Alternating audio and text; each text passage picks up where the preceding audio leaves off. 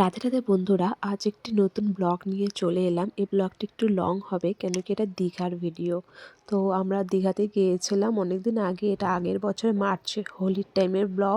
এটা হলো আমাদের হোটেল যেখানে আমরা থেকেছিলাম। তারপরে আমরা খাওয়া দাওয়া সেরে, খাওয়া দাওয়া ভিডিওটি আমি বানাতে পারিনি, খুব খিদা লেগেছিল। তারপরে আমরা সমুদ্রে চলে গেলাম, ওখানে ভীষণ মজা করলাম। জেলিফিশও দেখতে পেয়েছি, কোনোদিন দেখিনি। তারপরে আমরা একটু বিকালবেলায় দীঘার সমুদ্রের সাইডে ঘুরতে গেলাম। দেখতেই পাচ্ছ এখানে অনেক মাছ। ওরা চিংড়ি খাবে কিন্তু আমি খাবো অক্টোপাস। ওরা না করছিল, কিন্তু যেন অক্টোপাসটা গরম গরম খেতেই ভাল লাগে। আমরা হোটেলে নিয়ে গিয়ে খেয়েছিলাম, এত বাজে, আমরা পুরো টাকাটা ওয়েস্ট, 300 না 400 টাকা নিয়ে।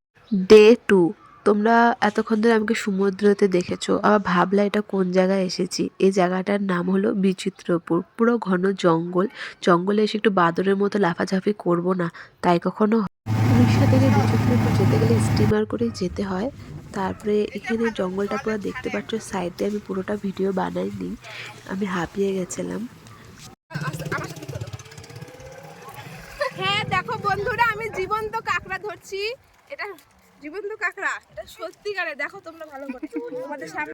এই জায়গাটার নাম হলো লাল কাঁকড়ার দেশ। আমরা এখানে গিয়ে একটা লাল কাঁকড়া পেয়েছিলাম, ওর পিছনে হাত ধুয়ে পড়ছি ভিডিও করব বলে।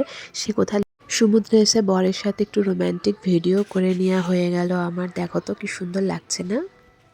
এই যে আমার বর, জামা কাপড় ধোয়ার এত শখ, সমুদ্রেতে এসে নিজের জামা কাপড় ধোয়া শুরু করছে। তোমরা ডে 3 মোহনা, কি সুন্দর না? আমার তো আবার যেতে ইচ্ছা করছে।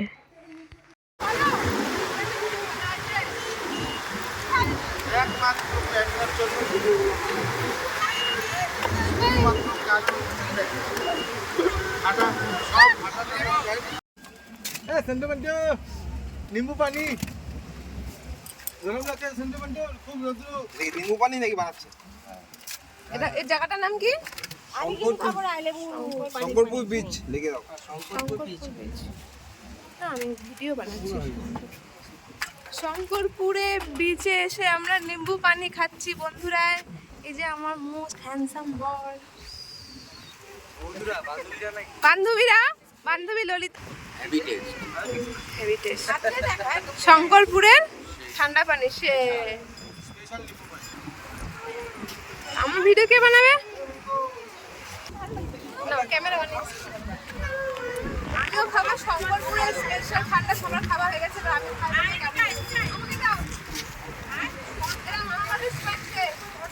এই যে শঙ্করপুরে সমুদ্রের ধারে এসে ঠান্ডা খাচ্ছি। সমুদ্রটা একটু দেখাও, সমুদ্র দেখাও। হ্যাঁ।